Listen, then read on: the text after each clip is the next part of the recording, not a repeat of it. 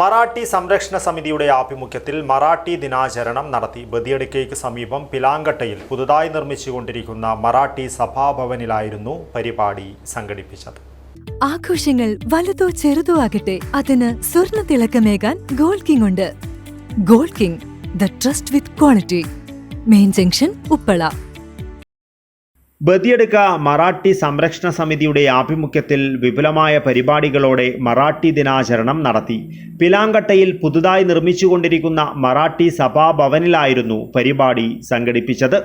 Retired DMO doctor Narayana Naik ദീപം തെളിയിച്ച് പരിപാടി ഉദ്ഘാടനം ചെയ്തു. മറാഠി സംരക്ഷണ സമിതി സംസ്ഥാന പ്രസിഡന്റ് ശ്യാം പ്രസാദ് മാനിയ അധ്യക്ഷത വഹിച്ചു. റിട്ടയർഡ് SP ഹരിശ്ചന്ദ്ര നായിക്, സുബ്രയ നായിക്, വിശ്വനാഥ് നായിക്, സീതാറാം നായിക്, രാമനായിക് അടൂർ, ലക്ഷ്മണ ദേലമ്പാടി, ജയശ്രീ ചുക്കിനാടുക്ക, ഗോപാൽ, രാധാകൃഷ്ണ നായിക് പൈക്ക, ഹരീഷ് കുമാർ ചേരാലു, നാരായൺ നായിക്, പെർള അടൂർ, ബദിയടുക്ക, ചെങ്കള, മധൂർ, പൈവളികെ പഞ്ചായത്ത് ഭാരവാഹികൾ എന്നിവർ പരിപാടിയിൽ പങ്കെടുത്തു. കേരള മറാത്തി അസോസിയേഷൻ സെക്രട്ടറി ബാലകൃഷ്ണ നായിക് സ്വാഗതവും ട്രഷറർ മൈല നായിക് നന്ദിയും പറഞ്ഞു. ചന്ദ്രശേഖർ ഏറ്റെടുക്ക സമ്മാനങ്ങൾ വിതരണം ചെയ്തു.